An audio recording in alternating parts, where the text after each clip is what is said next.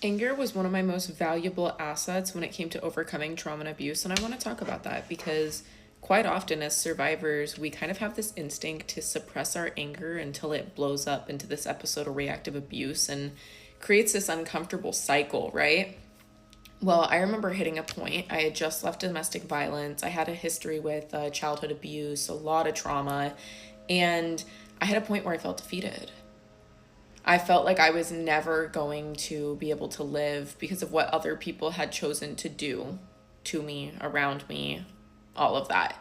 And I genuinely felt defeated. I struggled to get out of bed. And when I did, it was just to take care of my kid and then sit on the couch. I was extremely defeated. I cried all day, almost every day. And then I hit a point where I was given advice by my therapist at the time, and he told me to get angry. And I leaned into that. I started to create an angry vision board. I had a vision board that had all these like burning bridges and a lot of like feminine rage type of inspired vision board. And I began leaning into my anger, and I started doing what I like to call angry therapy, where I give myself time to yell into a pillow, to hit a pillow or a mattress, or do something else that's safe while also healthily allowing me to express anger, right? I would write letters, angry letters, and then burn them so nobody would ever read them. I would talk out loud to myself and say all the things I wouldn't dare say to that person's face. And I found ways to allow myself to be angry in a healthy way. And then after that, with that anger coursing through my veins, I use it as fuel. Because I hit a point where I felt so defeated. Trauma and abuse had taken everything from me. At that point in my life, trauma and abuse had taken everything. It took my childhood. It took my confidence. It took my personality. I felt like I was nothing but a pile of trauma responses. Now, looking back, I disagree with that sentiment, but at the time, I felt like I was nothing but the result of somebody else's poor behavior. I felt like I was nothing but trauma. And I decided to put my foot down because trauma and abuse had taken enough from me. It took everything from me. It took all of mine and my daughter's material belongings. It took memories. It took, a positive childhood and a positive pregnancy and postpartum experience. And all these things were just taken from me. And I decided that trauma and abuse would not be taking my future as well. I got angry. I got territorial. And I put my foot down, and I got so angry that I refused to let trauma and abuse have control over me any longer. I couldn't change the past. I couldn't change what happened.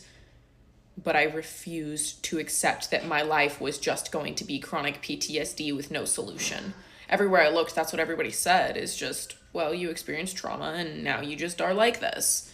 And I refused to accept that. I would rather fail a million times than accept that fate. So I did.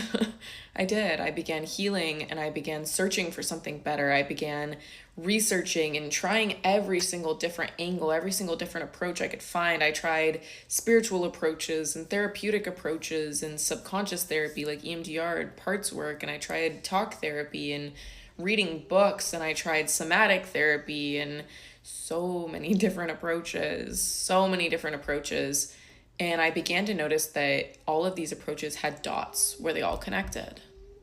That's where I created my healing platform. That's where I created my strategy, was where all the dots connected and little things here and there that I found helped me. And I used that anger to fuel me to heal, to fuel me to be the kind of person that trauma and abuse would never be able to touch. To become the kind of person that even if I found myself in a bad situation, I would be different in it.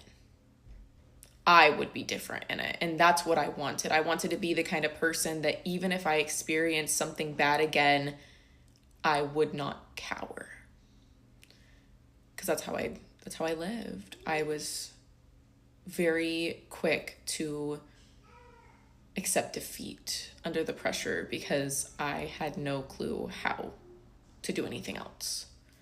So I spent years researching, I spent years studying, I spent years noticing cycles that I'd go through of analyzing my behavior and then not being able to do better, and then noticing why I feel what I feel, but then not being able to feel better. And it just created all these cycles, and I just kept hitting dead end and dead end and dead end until finally I found a system that works.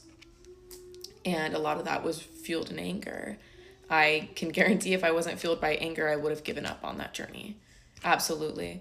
Everything I have in my life, whether it be material, internal growth, whether it be anything, who I am as a woman, all of it comes down to the fact that I allowed anger to fuel me to get to where I am. All of it comes down to my anger. I find anger to be very sacred. Especially after going through that experience, anger can be used in a sacred manner. And when you allow it to come out in healthy ways, you're able to channel it into something so powerful. Whereas when you suppress it, it turns into that big blow up, right? But yeah, no, I used anger to completely change my life. My life will never be the same. After using anger as a motivator, my life will never be the same.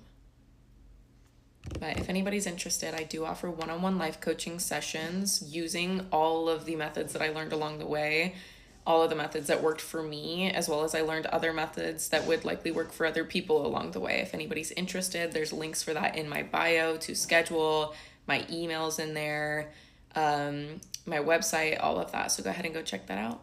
Love you.